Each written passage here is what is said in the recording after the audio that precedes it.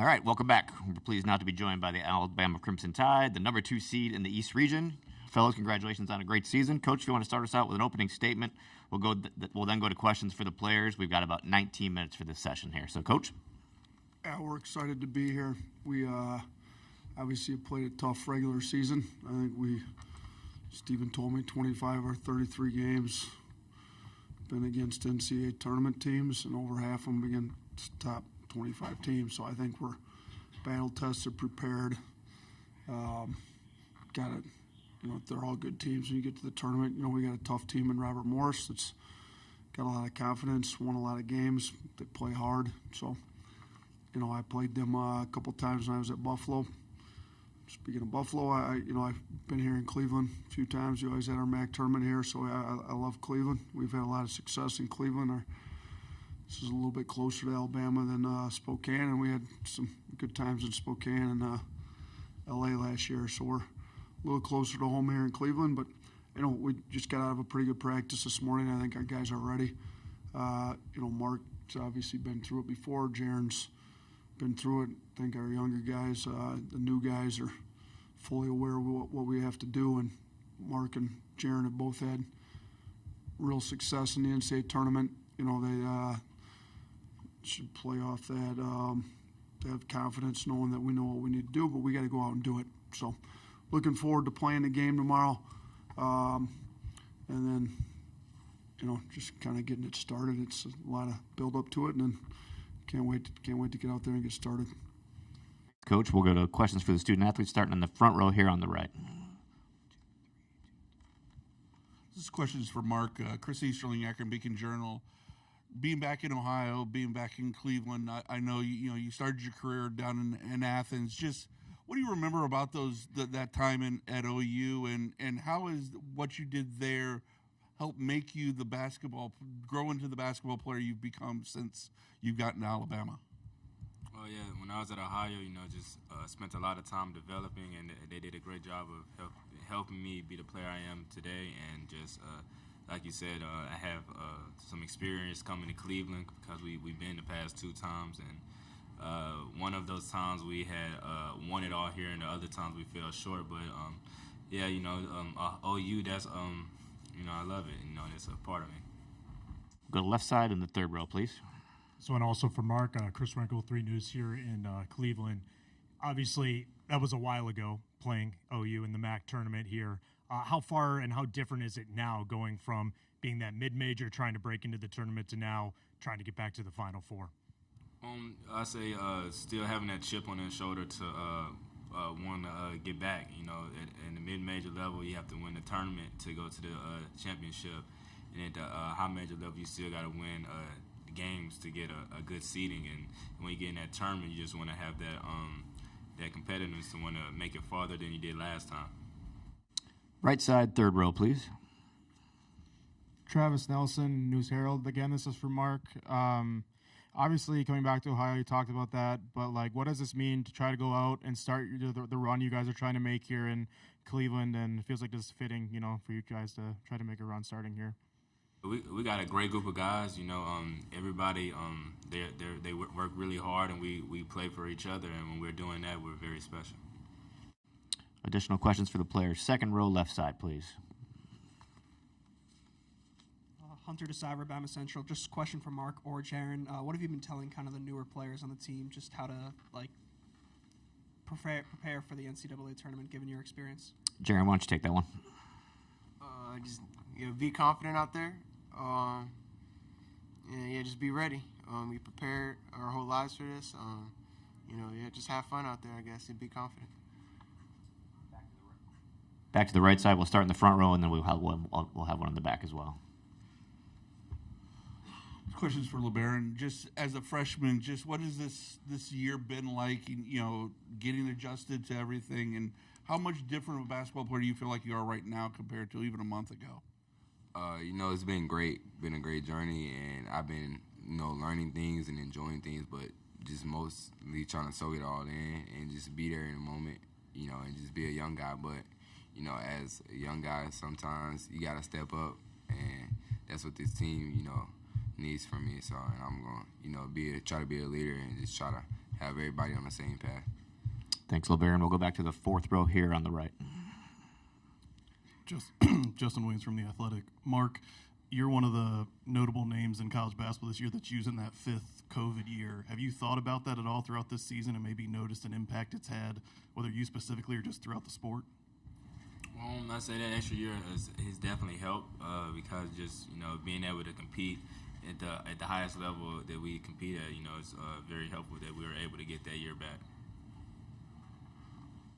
Additional questions for the student athletes? Okay, we can open the floor for Coach Oats then. Questions for Coach Oats. We'll start in the front row here on the right.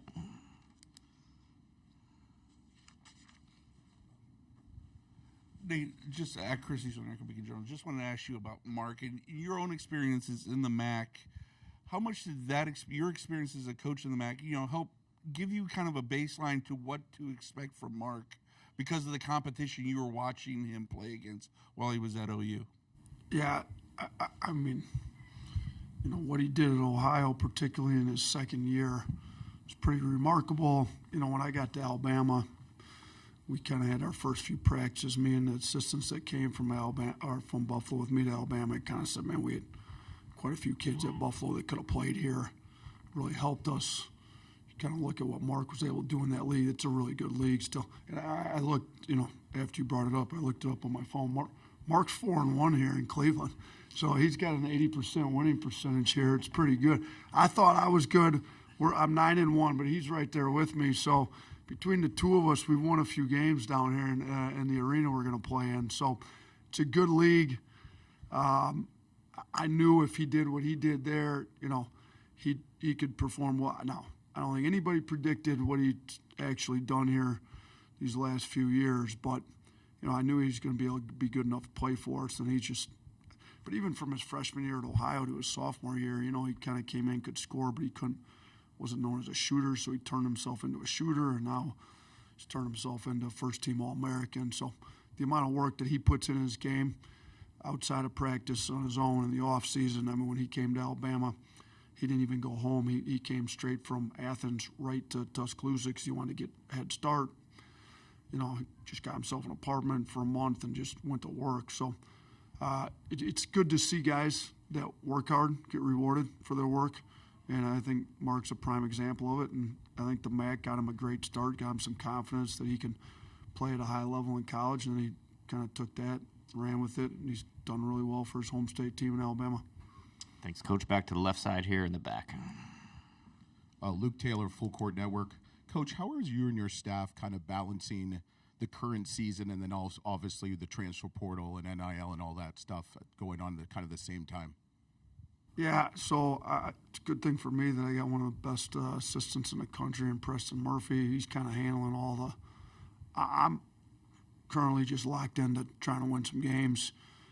I think the best thing you can do in recruiting is currently win games and show them, you develop talent. So I don't want our current guys thinking about anything other than winning games.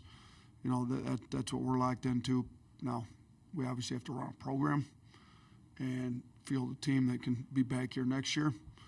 And Preston's working on that, but he's in charge of like personnel. He's done a good job on his scouting report. He's got these guys ready, and he's also spending some time on doing some of that stuff. It's interesting, right? The portal's not open for another week, but everybody's already in the portal. Yeah, so it's a little interesting. It works like that, but good thing for me, I got Preston on staff. Front row here on the left side. Ashley Bastock, Cleveland.com. Nate, just looking at the opponent, Dickerson, for them and the defensive job he does, how important is that to try to neutralize him and knowing the edge he plays with? I mean, they're good. We played them when I was at Buffalo. I played them twice. I split with them when I was head coach. We'd played them before when I was an assistant. I mean, Coach Toole does a great job. They play super hard. Spent a lot of time on Robert Morris's campus, actually. I worked 5-star coming up through. It was there every summer. I spent weeks and weeks there. I'm familiar with the program. And as I'm prepping for him, like you said, Dickerson, he's Defensive Player of the Year in the Horizon, which is a really good league. They've got the Player of the Year, Fulgaris, and then the Defensive Player of the Year in Dickerson, and neither of those two are their leading scorer. And then their leading scorer, Cam Woods, is from Alabama. Mark played with them and, kind of growing up in the AU and stuff. So, they're good. I mean, to have the leading scorer, the defensive player of the year in your conference, and the player of the year in your conference be three different guys, I think says a lot about the depth and the talent that they've got. And our guys need to recognize that. I think they do. But it's specifically about Dickerson. I mean, he's just a hard-playing elite athlete that goes and makes a lot of plays. I mean, he's really good on the help side, coming over, blocking shots. We've shown our guys video of it. They've got to be aware that he's there.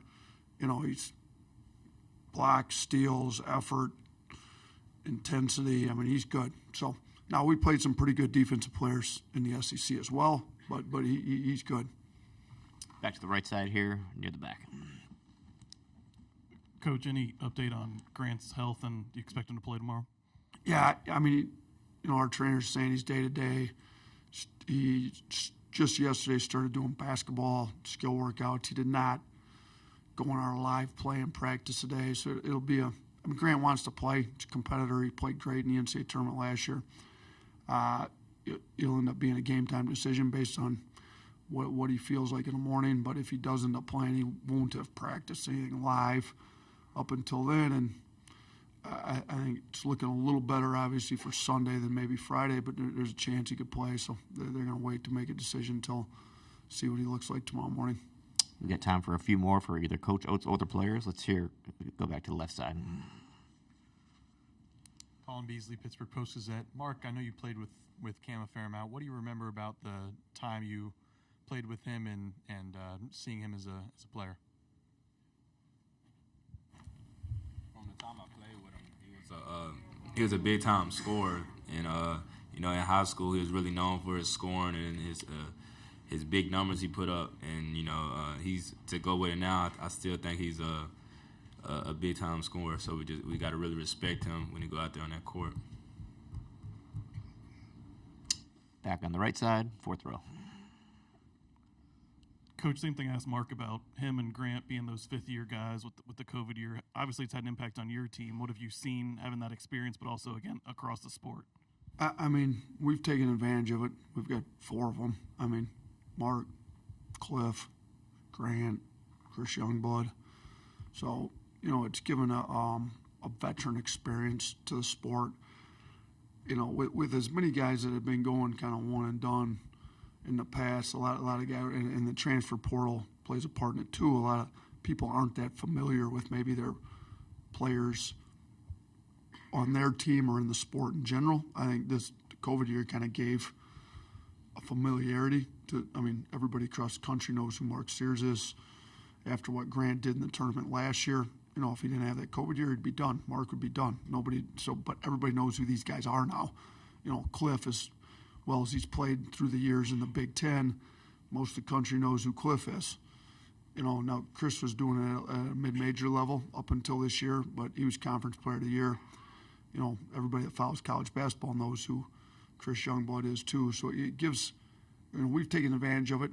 Gives us some experience. You look at some young guys. Jaren's the same age as what a freshman would be. He came a year early, but Jaren had 19 points to send us to the Final Four against Clemson in the Elite Eight. He played great. LaBaron's a freshman, so it helps the young guys that are really talented like these two to have some older guys around them that have been in a lot of games that can kind of settle things down. Assure them, give them some confidence. So we've taken advantage of it. I think it's helped the sport in general.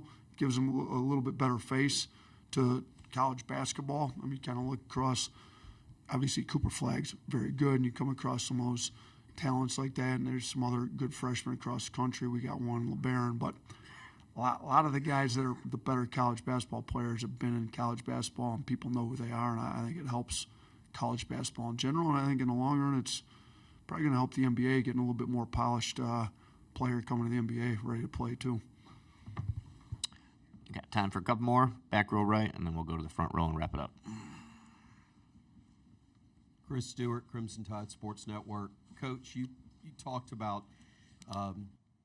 LaBaron coming into this season, how talented it was, but his competitiveness was what really set him apart. Even though he had veteran guards ahead of him, his team seemed to win every drill, because I know there's competition in every drill you have.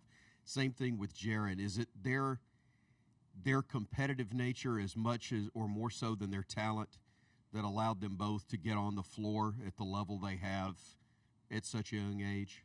Yeah, I mean, they're both super talented, obviously, and you can see it as you watch them. But, yeah, I think LaBaron just walked in with the right mindset when he got to campus this year. You know, kind of walked in like he's got a chip on his shoulder with a lot to prove, and he did have a lot to prove. I mean, he hadn't done anything in college yet. He's a lot of question marks around him, and I think the best way you remove doubt and kind of play with a chip on your shoulder is just compete, try to out-compete. And I think, you know, he's got one of the best guards. I mean, Mark's first-team All-American. He's got arguably the best guard in the country to go against every day in practice, and he took advantage of it. I mean, he got better by going against Mark. I mean, there's a lot of days his team beat Mark's, and I think it made Mark better having a guy like LaBaron in there to make him better. Every day in the summer, he couldn't take days off or he's going to lose. So, you know, LaBaron competed a lot harder than what a lot of people thought. I think that's what's got him to the point he's got.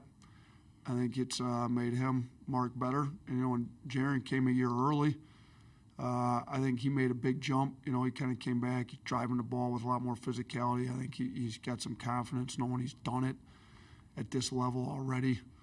And shoot, he went 5 of 8 from 3 at 19 points in an Elite Eight game to send his team to the Final Four when he should have been a senior in high school, which is pretty impressive. So to have the competitiveness that these two young guys have, and then to kind of pair it with all the experience we have, is I've had a luxury in coaching this team this year, and hopefully that bodes well for us here in this tournament. Last question, right side, front row. They've talked about the physicality in the SEC this year and how physical it's been, and how much of an adjustment coming into the NCAA tournament are you guys going to have to do dealing with the whistle and the varying whistles you might get here compared to in conference, as well as how much does that physicality you went through in the SEC prepare you for whatever you might see this over this run? I would say it's all about, you know, just finishing your defense, being able to go out and get a stop and just come down with the rebound. And that's, you know, something that we try to do every time. But, you know, it can be really hard if you're playing against real physical teams. So you just got to max their physicality and just try to do more than them. Jaren's been one of the most physical players we've had. Mark draws more fouls than about anybody in the country.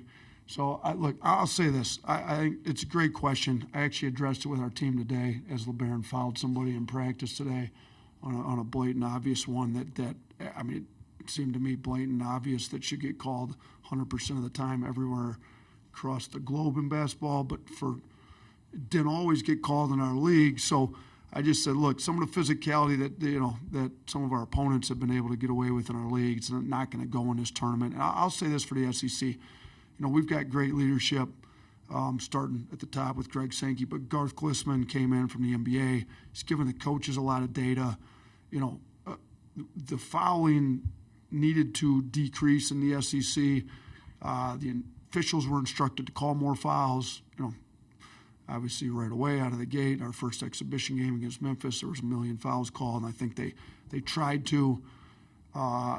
I'll say this. I expect it to be a much tighter whistle in the NCAA tournament. And I think we haven't been, you know, as physical in the fouling aspect all the time as maybe some other teams in our league. I think maybe we'll have a little less adjustment to the whistle. But, you know, if a team tries to get physical with us in the tournament, we're used to physicality. I mean, everybody tries to get physical with us, stop our offense. We're the number 1 scoring offense in the country. And grabbing, holding, not letting us cut. It's been an effective strategy if it doesn't get called. So I think our guys will be able to play with the physicality, and I'm actually welcoming having a little bit tighter whistle to give them more freedom of movement, hopefully, than what maybe we've had in the regular season. Thanks, guys. We appreciate your time. Best of luck tomorrow. Thank you.